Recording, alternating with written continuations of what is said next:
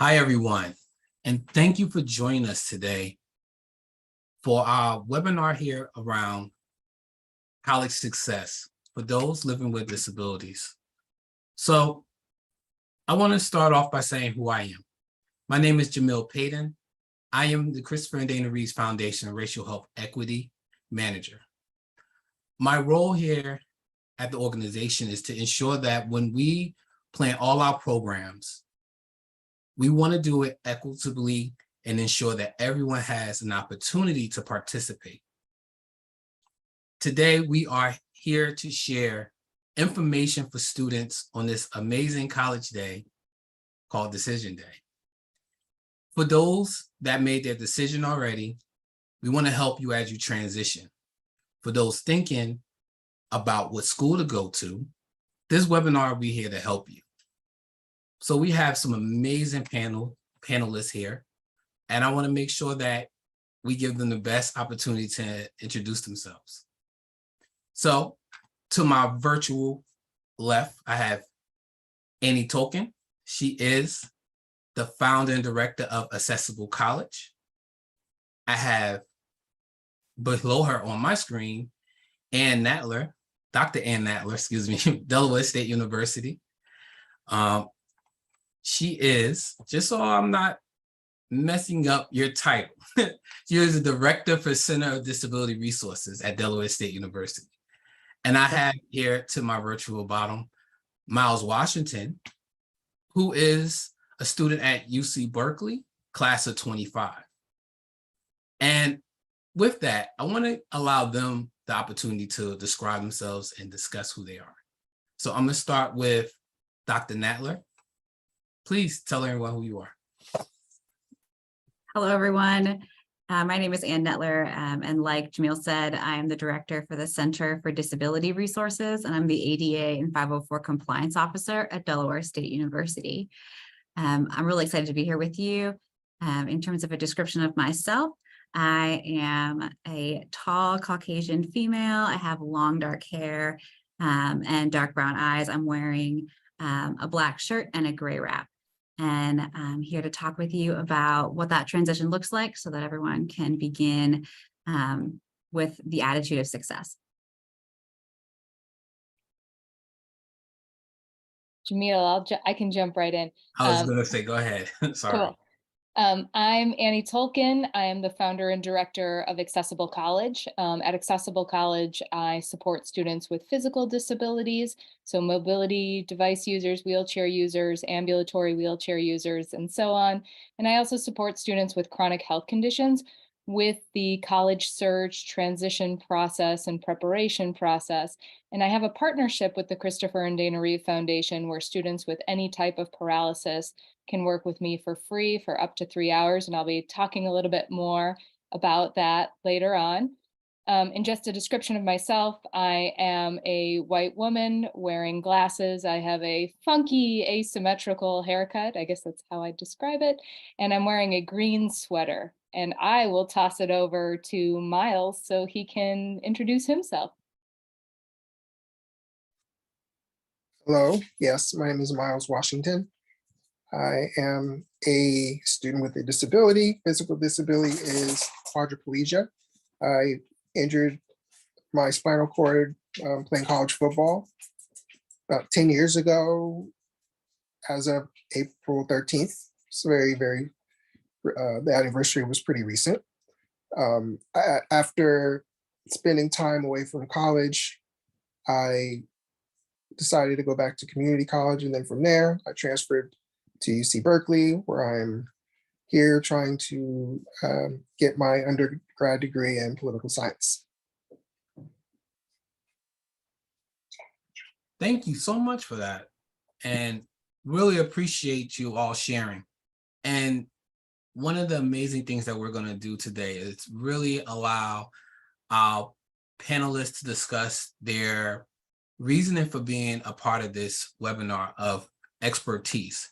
The goal is to ensure that you have as much information that is needed so that you can be successful in college. So without further ado, let's transition to Dr. Knettler. and she can provide us some slides around what you should do once you are really ready to talk to the departments around disability in the schools. Wonderful. So I just shared my slides for everyone. And the main points that I'm going to bring up for you today are what you need to do when you're preparing the college search, admission and beyond, and then that first semester. I always like to share, sometimes when you are a student with a disability and you're thinking of going to college or you're at college, there can be this sense that I'm going to be the only one. And that could not be further from the truth. In this country, on average, 19% of all college students have a disability. 19%. That's an awfully large population. We all know that disability is just another aspect of diversity. At Delaware State University, where I am from, diversity is one of our core values, and we see diversity at its core being defined as difference.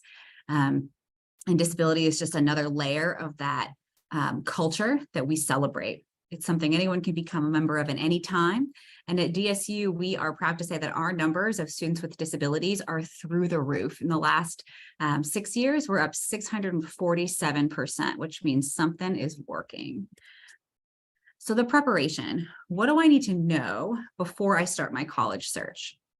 One, the difference in the law is very important.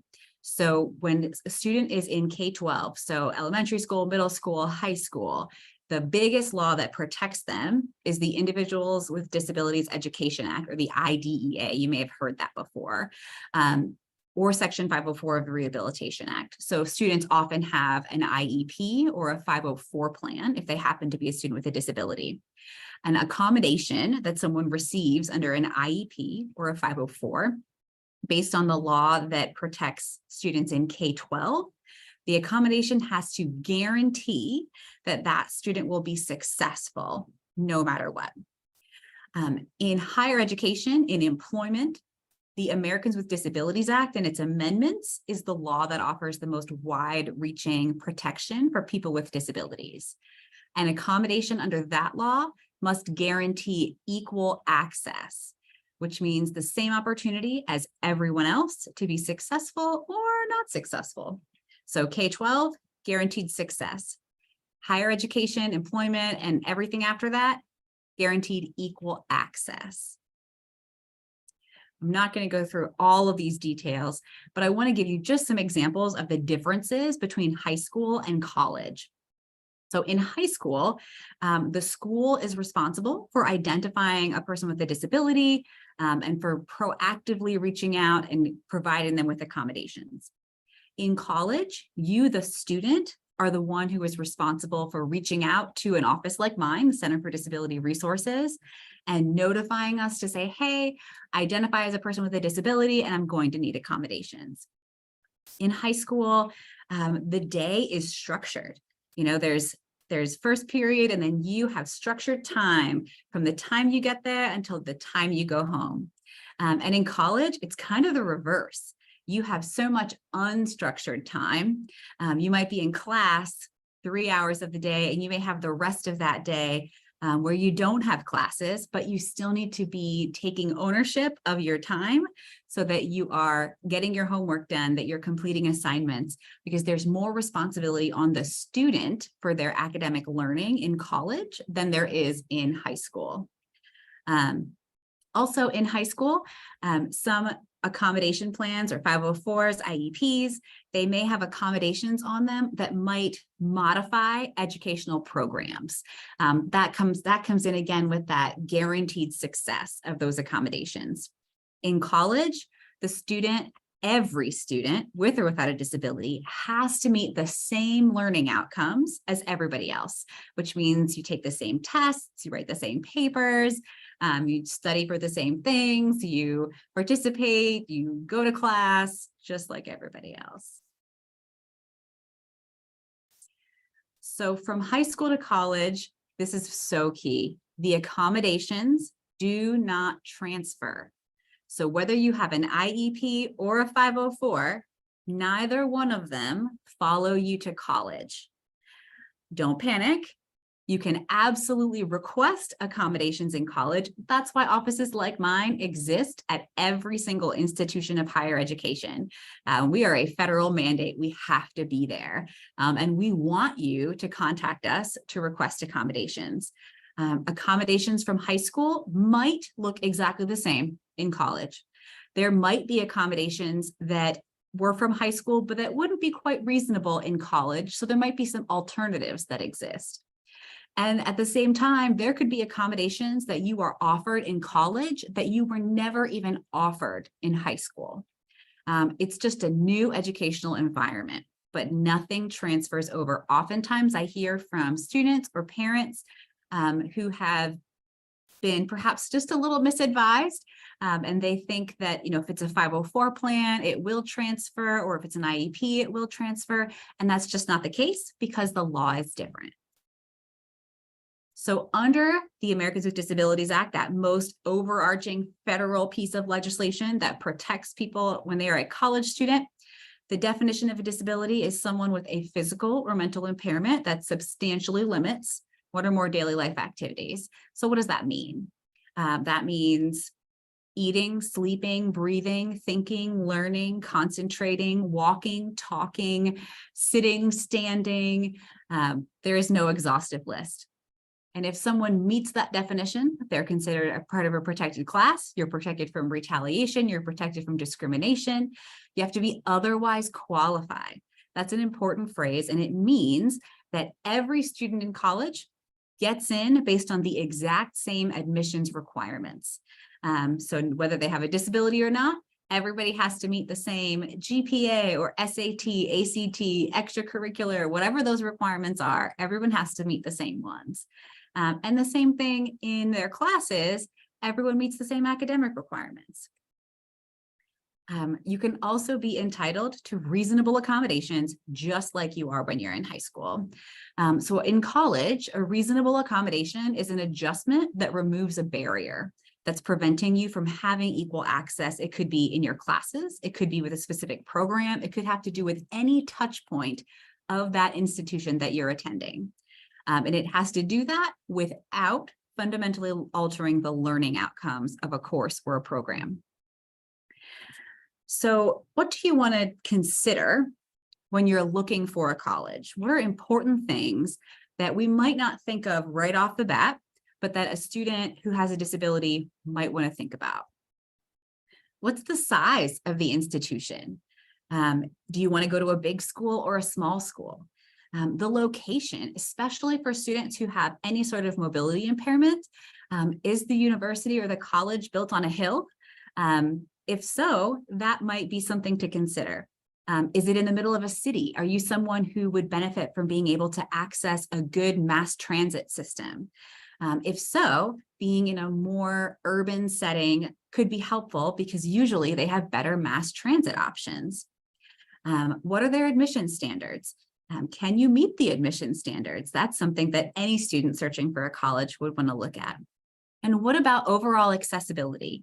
Have you been on the campus? Could you take a tour?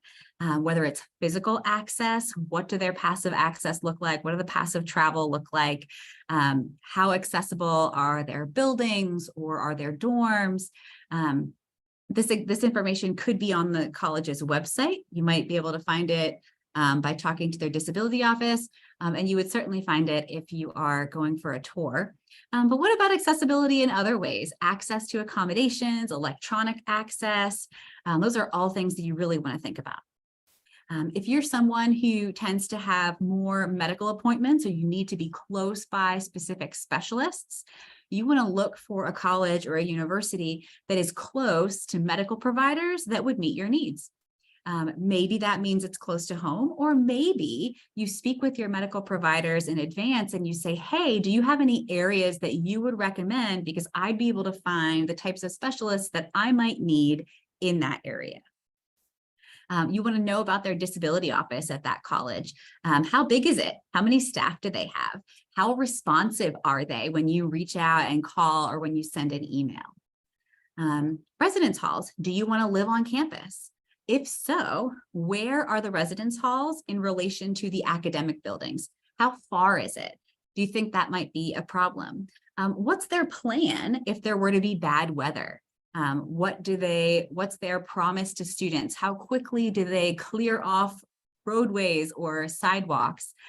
Or are you going to school somewhere where it would be a different climate, and so bad weather might not affect you as much? And then commuting, if you're going to commute, obviously that would put a range on the location that you're looking for. But what would your commuting look like? Can you do that via mass transit?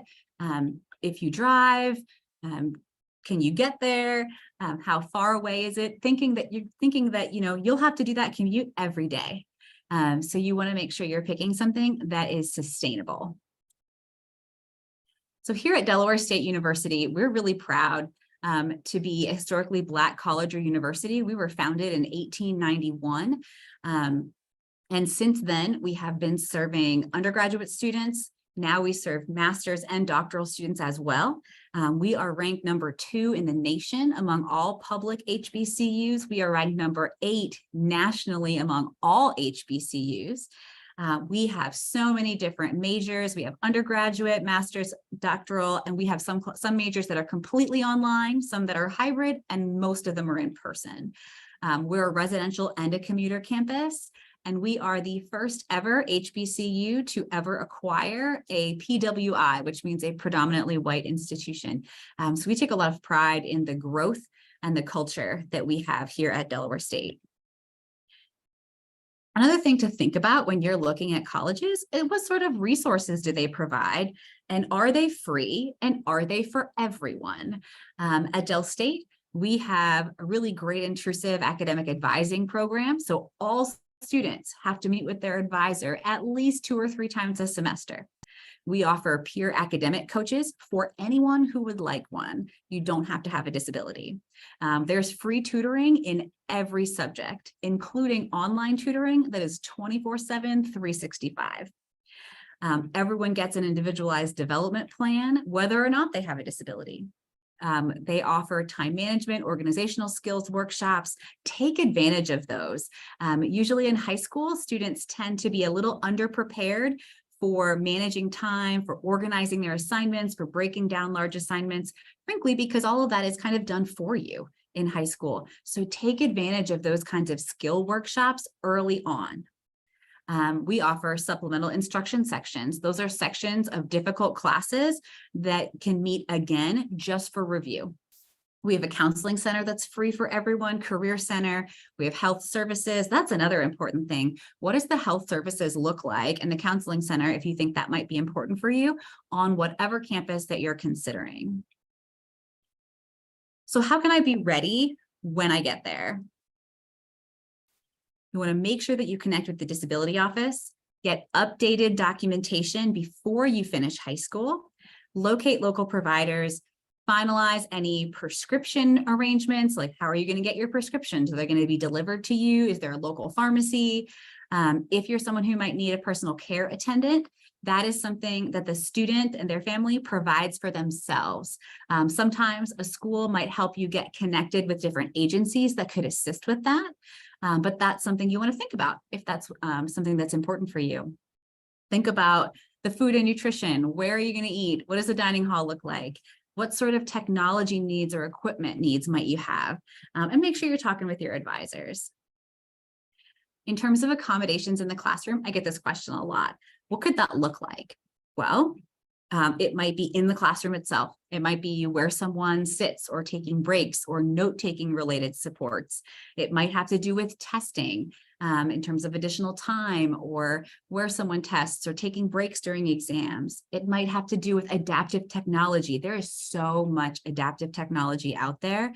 And it is amazing the types of access that can be made possible through technology. And oftentimes that can be part of the student's accommodation plan in college. It has to do with physical access, interpreters, sign language interpreters, cart providers. It might have to do with flexibility. Usually that has to do with attendance, housing, dining, any touch point of the institution. And to request accommodations, the general process is that you will fill out some sort of request for accommodations form. That's what we have at Del State. and you'll submit medical documentation. For us, we have that form right online, and we have documentation requirements online that explain exactly what we need. Someone from my office reviews that information. Once we get it, we meet one-on-one with every student, and we talk with that student about what it's like to be them as a learner, to be them as someone who's going to live on campus, because nobody knows you better than you, right? And as a student, you are the one that needs to have that meeting.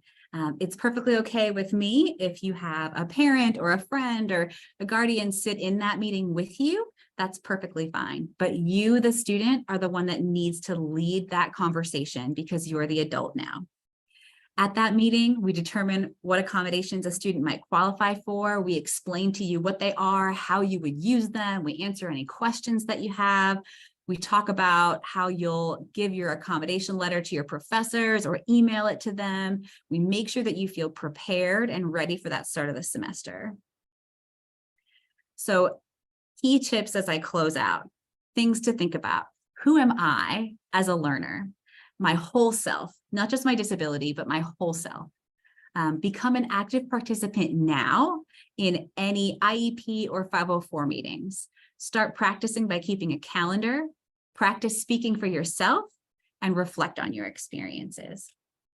So thank you so much. I'm going to stop sharing my screen because we have some additional fantastic resources for you. And I'm so excited for you to hear from Ms. Tulkin and then from Miles. Yes, thank you so much for providing that information and allowing us to learn more about what the process would look like if we wanted to move forward in selecting Delaware State University or any other school. But we're more biased to Delaware State University. We're going to give you that. Obviously. But I'm pretty partial to myself. but we're going to transition to Annie and really allow you to tell us more about your program and the partnership that you have here with Reeve. Yep. And as I'm bringing up my screen share right now, I see some Q&A trickling in, which is exciting. So if you have a question, feel free to drop that question into the Q&A so that we'll have some time at the end where we'll go through the questions. So if you have that question, put it in there now, warm up those muscles. So just a little bit of framing for everyone. Like Anne, I have a disability support office background, and I used to work as the associate director of the disability support office at Georgetown University. The disability support office there is called the Academic Resource Center. And one funny thing is you'll notice that when you look at different schools, the offices are called different things. It might be disability support services, student disability services. It could be a academic resource center or another name altogether. So usually if you go to the college's website and just type in disability services, you can find that website that you're looking for. I wanted to tell you all about a really fantastic project that I've had with the Reeve Foundation for the last 3 years. So in that project, I support students with any type of paralysis through one-on-one consultations for up to 3 hours. And through the foundation, there's no charge to the student. So all students have to do is connect with the information specialist at the Reeve Foundation to register to work with me. Through that project, I'm going to give you a little bit of data and information of what that's looked like over the past 3 years, so you can kind of see. So paralysis is a big tent term. So any student with any type of paralysis can qualify to work with me for free through this program. It's currently in its 3rd year. We've had about 54 students, and that includes the students I'm currently working with this year. And there's a space for about 30 students per year. And through this project, I've supported high school students who are transitioning to college, and also adult learners too with any type of paralysis. So people who are trying to retool or going back to school after taking some time off, or going back to school after a diagnosis or an injury. And just for framing the types of conditions that students might have, it could be a spinal cord injury. I've supported students with spinal muscular atrophy, muscular dystrophy, students with Friedreich's ataxia, other kind of rare conditions that cause paralysis. So a broad spectrum of conditions. Those are the types of students I've worked with. And I put some pictures here that are just actually clips from the Reeve Foundation website. And the Reeve Foundation, I learned from Jamil earlier, just revamped its website on Friday, which is exciting. And we'll make sure to put in some of these links, but under the community section, you can actually, there's now a drop-down menu where you can click on Accessible College, and then you can find some of these stories of these student spotlights that talk about the students' experience kind of working with me and their transition to the colleges that they chose to go to. So that's really exciting for people to see some of the outcomes that students are having and how working with me kind of helped better situate them and support them for moving into college. And some of the things that we work with are like thinking through their needs, right? Identifying the types of accommodations that they need. Because one thing that I know now in this position, working with students prior to going into college, is that once you've seen one disability support office, you've seen one disability support office. Everyone operates a little bit differently. So, well, the types of accommodations might be similar from place to place. The way in which the accommodations are administered and the care in which they're administered really varies. And some of that depends on capacity. Some of it depends on the mission and values of that university or of that college that you're going to. So it's really important that students start to think about themselves as consumers and looking at and investigating kind of what they are getting into when they're going to college. So a lot of the work I do is supporting students in creating questions for the disability support offices, thinking through their needs, helping them think about continuity of care, some of those transfer of care pieces, how they're setting those things up. So what to expect? If you sign up for this program to work with me for the Reeve Foundation, we usually do a short intake. Sessions are usually 1 hour. We do them via Zoom. Students can have up to 3 sessions. And then I create some customized planning documents. So it might be a list of accommodations. For some of the students I'm working with through the Reeve Foundation, we're also thinking about hiring personal care attendants. And that's something that Anne mentioned is not something that colleges provide. There are only 2 colleges in the United States that have built-in personal care attendant programs. One is the University of Illinois, Champaign-Urbana, and the other is Wright State. And they offer kind of different levels of support with their personal care attendant programs. But if the student goes to any other college, community college, or any other university in the United States, they have to hire and retain and manage their own personal care attendant. So a lot of the work I do with students who need personal care attendants is helping them figure that out. How do I hire? How do I manage? What does that look like? How do I create a job ad? What levers should I be pulling to get the word out? How do I fund those things? So I spend a lot of time with students on that. We create customized documents. And then after every session, I send a little recap to students with some to-do lists if there's things that they need to investigate or work on themselves. It's a lot like a coaching relationship. And I just wanted to, Anne talked a little bit about this, but just kind of specific accommodation considerations for students with paralysis beyond some of the typical things, because we need to be thinking about it holistically, especially if a student's living on campus.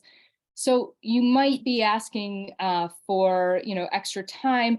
Priority registration could be a good one for students with physical disabilities and paralysis to ask for, so that you have enough time to plan your personal care needs and schedule your day in a way that works best for you. Classroom relocation is kind of one that students don't always think about too, whether that's a central location, lower floor. Some classrooms can't be relocated, like science labs or things like that. But hopefully you've found a university that's a good fit, that's willing to work with you to figure out these things. So if you're having an access challenge and you can't get into a building in a way that's comfortable or easy for you, that they're willing to navigate that with you. So that's part of that vetting process of the Disability Support Office. Residential accommodations, you might be asking for an accessible room. We all know that the ADA is the floor and not the ceiling. Some schools go above and beyond to provide more universally accessible spaces, especially in residence halls. People ask me often about Hoyer lifts and things like that. Some schools have built-in Hoyer lifts in some of their residence hall rooms. At other schools, you'd be expected to bring your own Hoyer lift because that's durable medical equipment and not typically provided as an accommodation. So I'm just running through some of the key points here. Accommodations also expand out to recreation. So if you want to be able to swim in the pool, if you want to use the gym or recreation facilities, if you're big into esports and e-gaming, and there's consoles for every other student to use and you need some adaptive equipment, you could request adaptive equipment. Dining hall, it might be around food selection, accessible tables, support in the dining hall. And then programmatic accommodations, which is a big part of college life, going to events. Is the seating accessible? Do you have to wait in line for 4 hours to get a ticket to something? What are those pieces? If there's sporting events, are they providing accessible transportation to those events so that everybody can get to them? So there's a lot of moving parts beyond what high school students typically have to think about. So I'm just giving you this as sort of a consideration point. So if you want to work with me, again, the information here, you can go to christopherreeve.org, and it used to be /ask, but I'm not sure if that's still the same on the new website. But if you go to the christopherreeve.org website, you can find more information on how to connect with the information specialists and asking about working with Accessible College. And then they'll connect you with me. I do have some resources here, and I'll share these with Jamil so that he can post them in the chat. We've created a guide through the Reeve Foundation called Navigating the Transition to College with Paralysis. It's in paper and PDF, so you can check that out. It has some good ideas. I've also written a few pieces for New Mobility magazine that might be helpful to folks. And United Spinal put out a 20 most wheelchair-friendly campuses guide in 2020 or 2021 that could be a good starting point for a lot of people. And then those college spotlights with the students that I've supported through the Reeve Foundation can also be a good way for people to get some information on how best to move forward. And I put my contact here. You can find me at accessiblecollege.com. I'm on Twitter, I'm on Facebook, I'm on Instagram.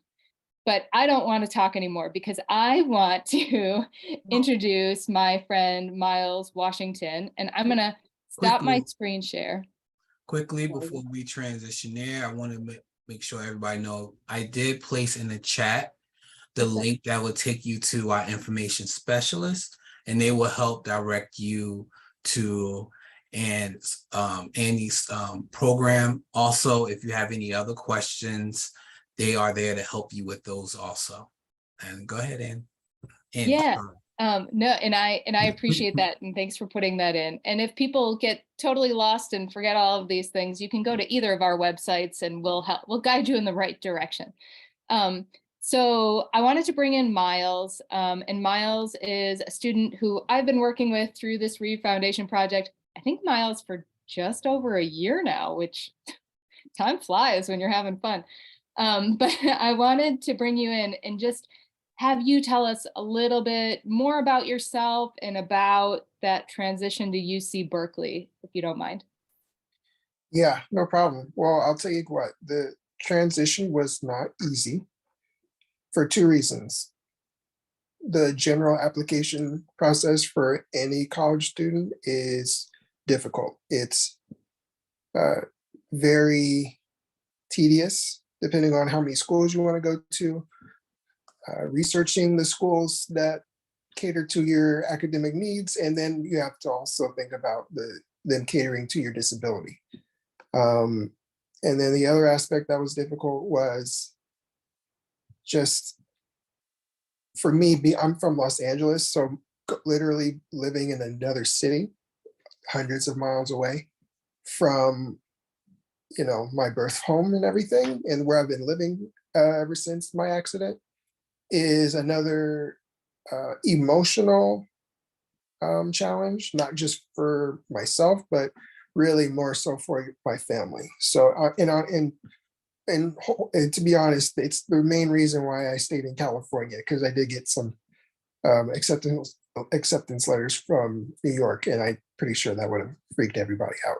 So I decided to stay in California for them. You know what I mean? But Berkeley is a great university. It's got a lot of history for advocating and support for people with disabilities, but there's a caveat to it.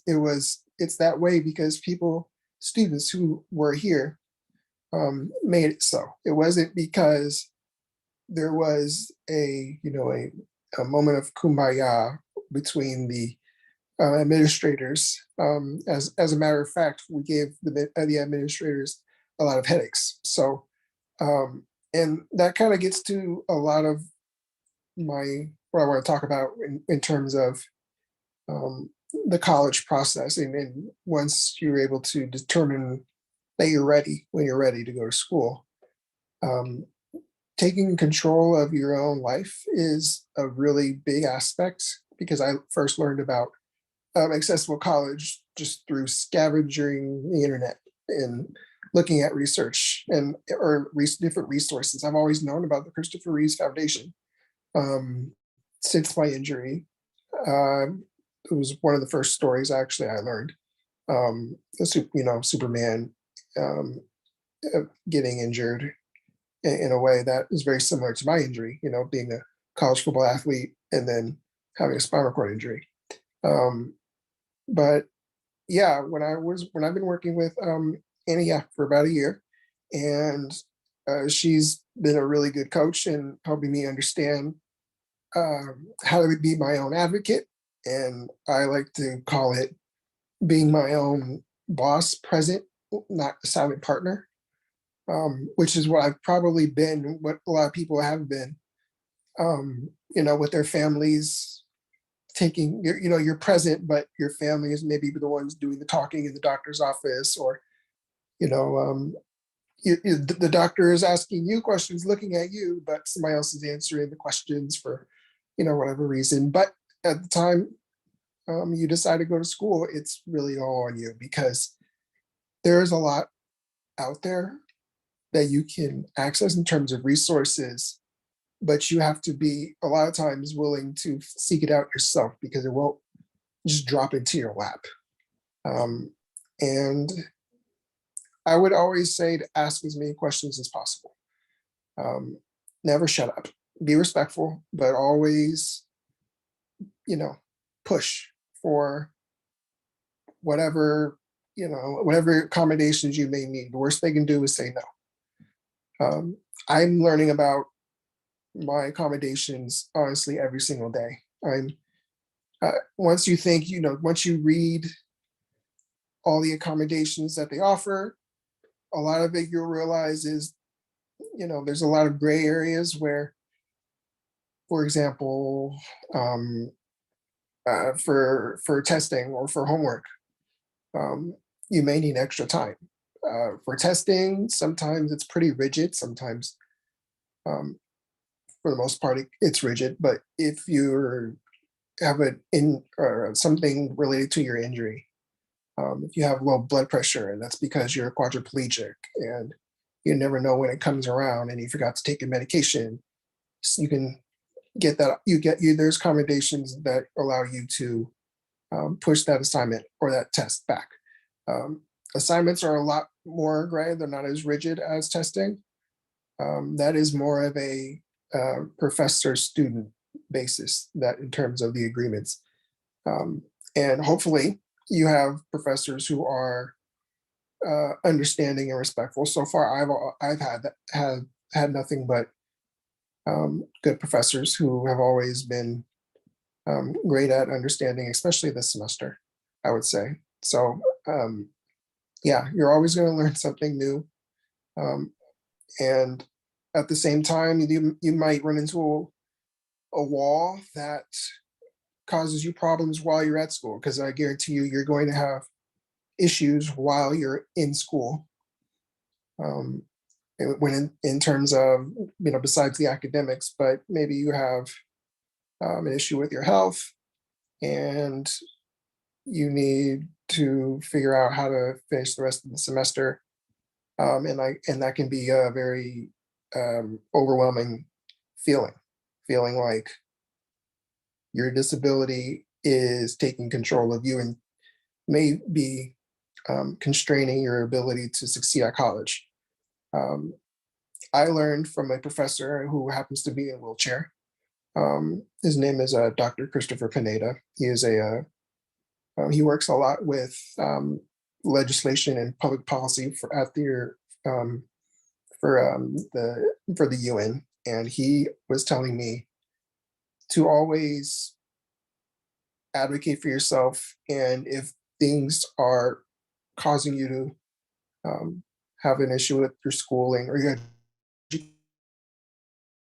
education, and you feel like your academic, he phrased it, how did he phrase it? He said, if your academic success is in jeopardy, then the school really reacts to that because they want every student to succeed. Doesn't matter if they have a disability or not. Overall, they want you to succeed because you're going to leave the school and you're going to tell the story about how the university went. And it's good for the university to really show that they are supporting students with disabilities, and it's the way to pay it forward.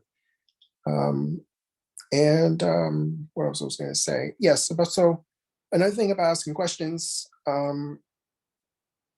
these questions are good because it helps you to have an easier lifestyle while you're on campus. And it's important not to be shy, even though you might feel reclusive for sure, for whatever reason, whether you're naturally introverted or extroverted, or you were an extrovert and then once you got injured, you kind of held back a little bit and didn't socialize as much. College is a great place for you to reopen yourself and to do a lot of trial and error.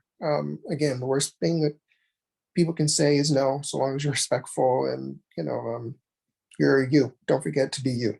It's very important. And I have a really good relationship with a lot of the people that I interact with, from my housing accommodations director to my DSP advisor, to my neighbors who are great. It's important. Eventually, you realize that you have a certain network that you communicate with on a general basis. It's always good to stay in contact with them for whatever reason. Always stay in communication. That's one of the biggest things that I believe helped me. Because if you go ghost and then something happens and you don't say anything, you might be able to get by, but for the most part, it's, you might have to accept what you get in the end instead of being proactive, where you have more of a ability to dictate your needs. Yeah, again, going back to connecting with people, I think that it's important, depending on your living situation. It's important to really get a good connection and good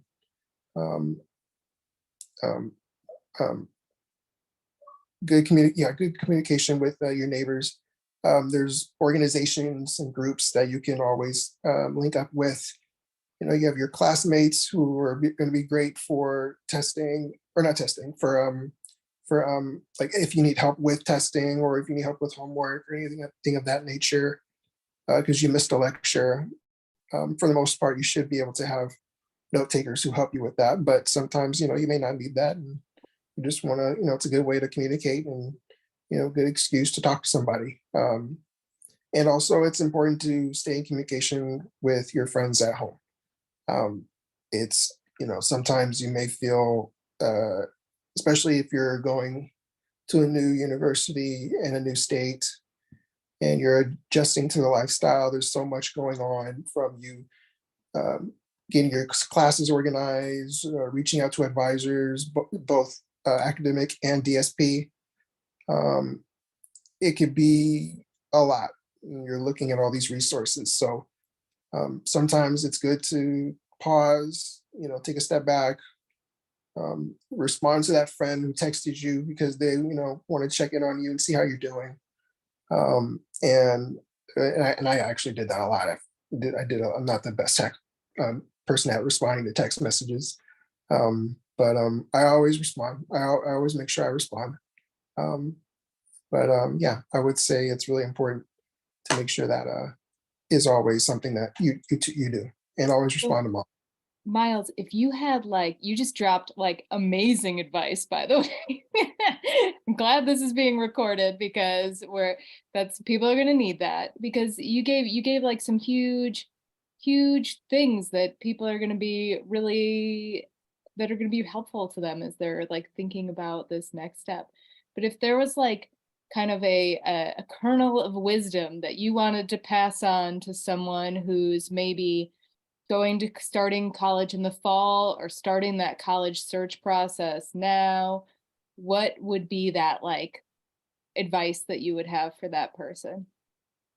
Well, in terms of looking up universities when you're in the process of deciding which schools you want to apply to, get a good idea of that university's history. I didn't know Berkeley was as hilly as it was, because it sits on, when you first arrive, it's on, it's on flat ground. And then once you go deeper into the university, you start to realize, oh yeah, it goes really high up. And then, that could be an issue with wheelchair access. And luckily I was able, I was in a space where I was constantly asking questions. So eventually I realized that there's a way you can get classrooms removed or moved to a different location so it can be more accessible. And another thing I would do is sometimes you don't feel like, personally, if I didn't have a disability, I would put two and two, I could put two and two together that my class was being moved because somebody may have a disability. If you are in that kind of mindset where you want to be as normal as possible, you want to be like everyone else, I would go to that class, know your class schedule, and roam the area, because I guarantee you get creative with the way you access that classroom. For example, the class that's on the hill, first semester I had the classroom moved. Second semester it was in the same building.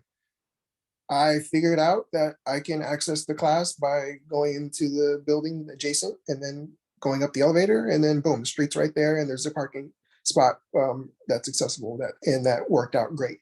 All schools should, I can't say all schools, but it would be a good idea to know the area where your classrooms are. And then the other nugget I was going to say was, when you're researching or you're going through the application process, look at resources at the same time, because I did mine separately. Once I did all my applications, and then I was in the wait game where I was just waiting for responses. I didn't look at resources for, accommodations and accessibility until after I got my acceptance letters. Once I found out I was going to Berkeley, I was like, oh, well, now what? and then it turns into a scramble of you're just trying to find resources. But yeah, simultaneously, you should always do that, at the same time. In those resources, I think you're talking about personal care support and Right. academic resources too. Is that? Yeah. Yes, I would definitely say that. Yeah, that's super helpful. Thanks, Miles. I really appreciate it. Miles will be here. Anne is still here. Jamil's still here. I'm still here. And I'm seeing some questions coming in, or if folks have questions that they want to have us answer live, put them in the Q&A. We're happy to answer them. Jamil, do you want to jump in? No, I was going to say thank you, Miles. What you mentioned is important, and from your mouth to everyone else's ears, I hope this webinar really helps the next generation and help those that's in school, because I hear all too often that people are nervous to ask for help, and we want them to know that the help is there. We want you to know how to ask for the help, but the help is there.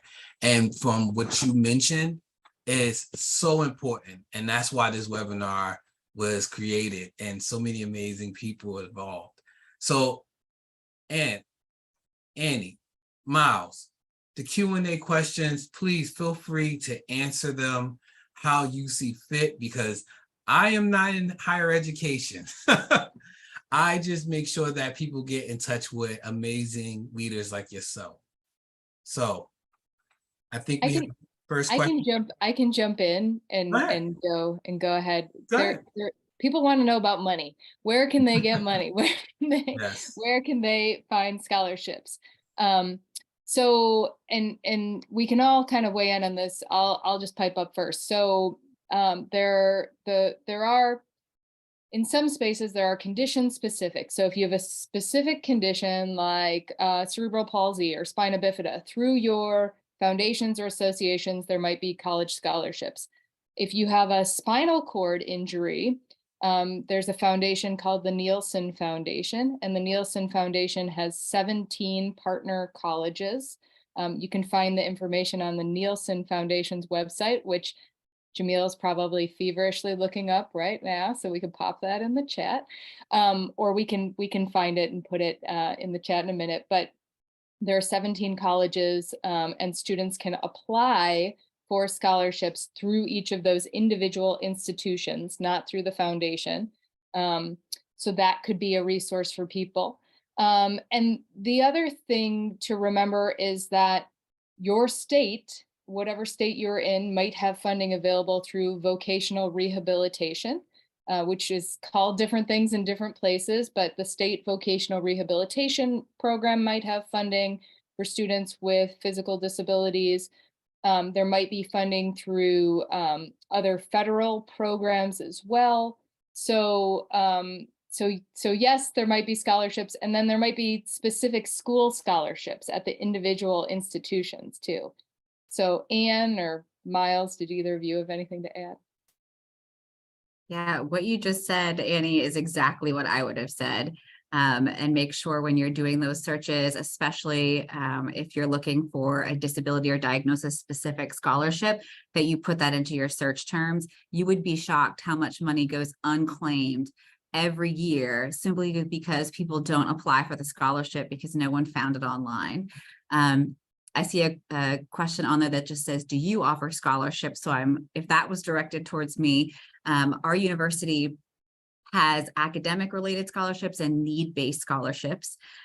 So if you are a Delaware resident and you graduate from a Delaware high school, as long as you have a 2.75 GPA, you can qualify for our Inspire Scholarship, which is free tuition for all 4 years of your education.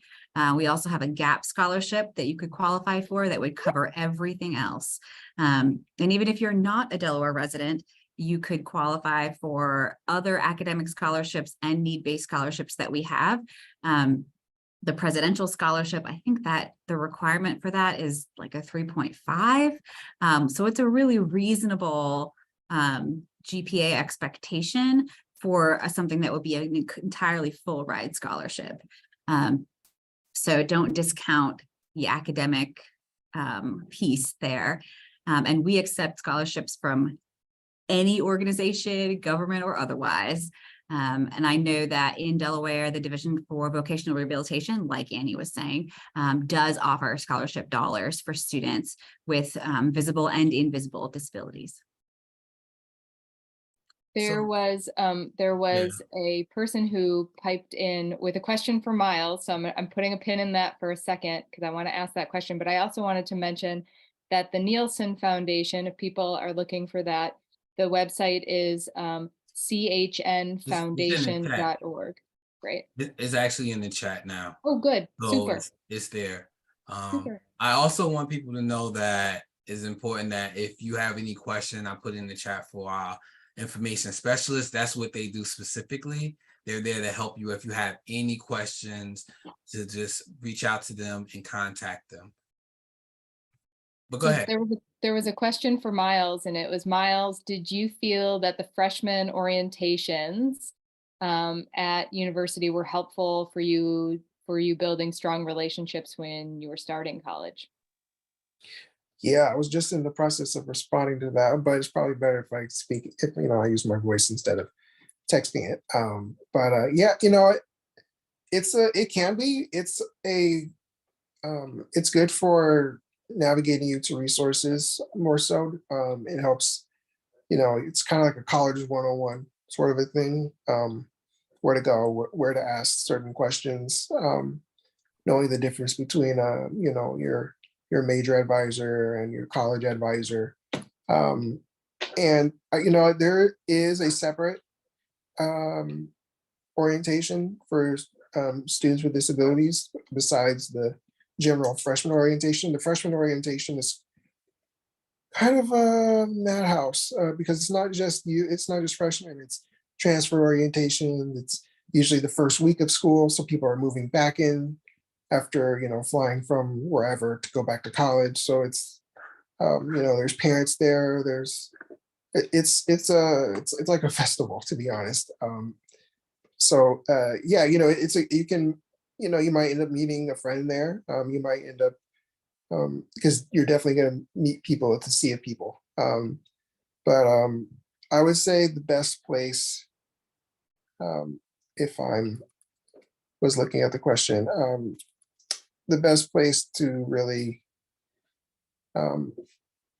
get any sort of strong relationships would be over time. You're not gonna get that instantaneous relationship with someone on day one, but you might end up meeting somebody on day one, and then over time, you exchange messages because you have, like interests, and then boom, there you go.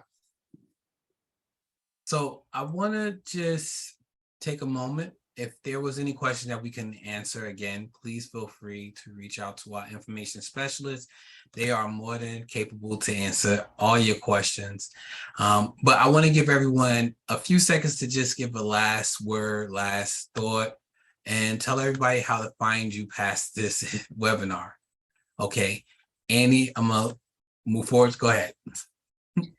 So people can find me at accessiblecollege.com. I'm on Facebook, I'm on Instagram, I'm on Twitter.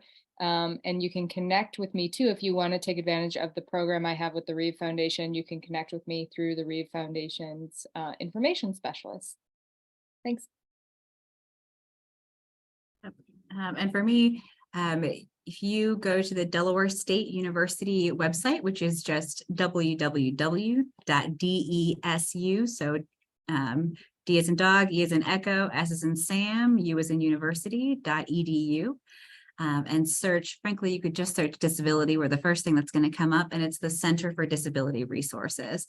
All of our contact information is there, my email address, the phone number where you can reach me, and where you can reach the rest of my staff.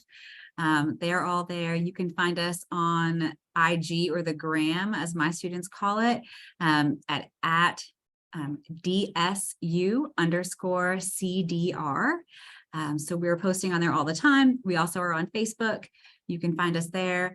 But any questions you have, please feel free to reach out, and we will be happy to answer them, offer you any pointers or advice, just like Annie was talking about.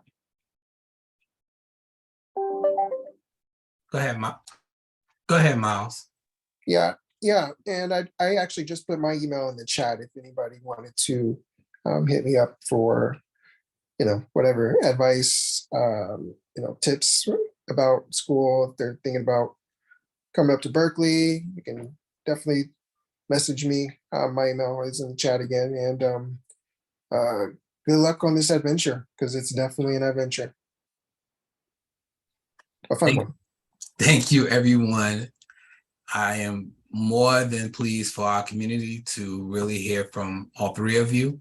And if you have any questions, or you want to get in contact with us at Reeve, feel free to contact me at jpaden@christopherreeves.org. Excuse me.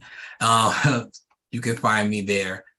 All right. Thank you, everyone, and have a good rest of your day. Thank you. Yeah, thank you. Bye.